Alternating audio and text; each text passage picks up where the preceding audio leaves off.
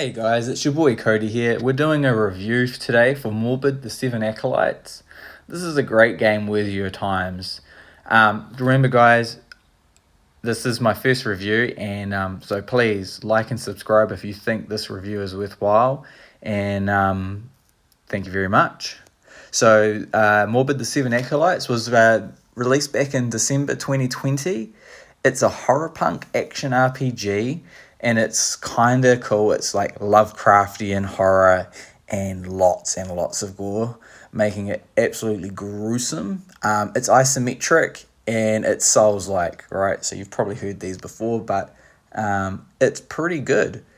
Yet the things that they don't take from Souls, I actually really enjoy the most. One of the big ones is not losing souls. You just continue to level over the course of the game, even when you die. So I find when you do die, you just run back and you can carry on, or you can grind it out without the fear of losing what you've grinded. I actually quite appreciate that because it's quite a massive shock when you when you play a Souls game or a Souls-like and you lose all those souls that you just worked so hard to get, and then they've ripped away from you. So I can really appreciate that, and so that's something to keep in mind, because it can become a real downer if you lose them all. So hands up, I love not losing souls when I die, so thank you very much. So next up, the story revolves around the player being a striver, and is basically the savior, like any Souls game, right? Against the Seven Acolytes, it's in the title, of Gahar. They're kind of like parasites that have infected people and are being revered as gods by some. The story is quite neat, actually. It's nothing like groundbreaking, but I'm actually quite impressed by what you get out of it. So I won't go too deep because there is, like a Souls game, there's lore in your weapons and items. So definitely keep that in mind.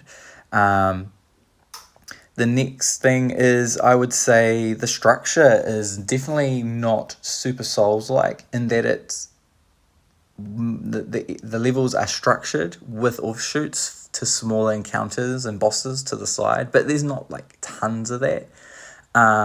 They have main hard blocks for the main story progression, which I actually don't mind because you kind of know where you stand. You're like, well, I've missed something, I need to go back.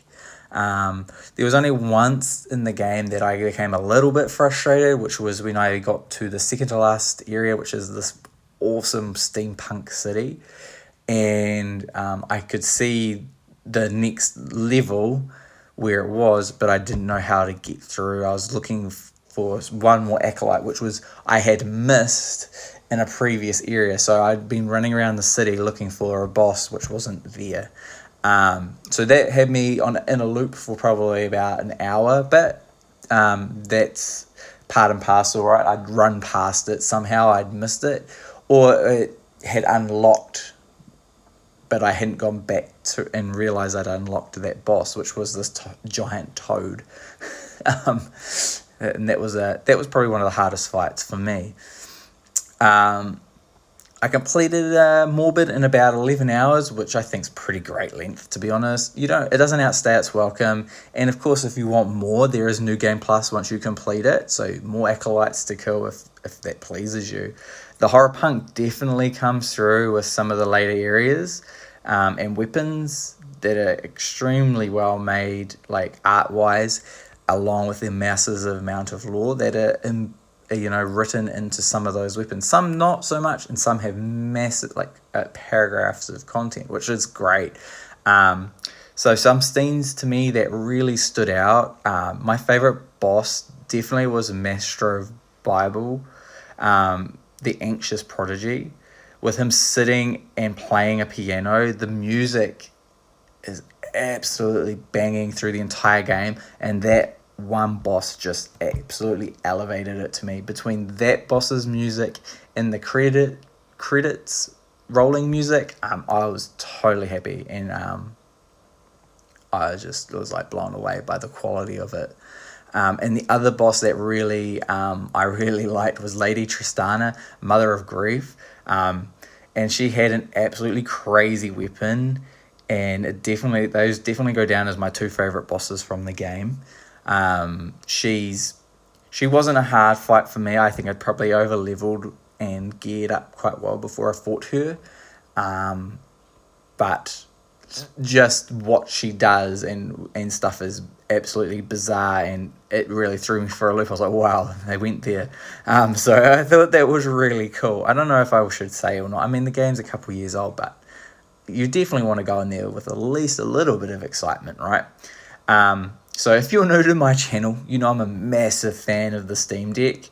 So getting one just before Christmas. So my entire playthrough of Morbid The Seven Acolytes was on my deck. And it's like one of the best ways to use it is it's low battery usage and it's fully verified for deck. So all the controls just work straight out the box. It's a lock 60. You know, you get good bang for buck with this title on the Steam Deck.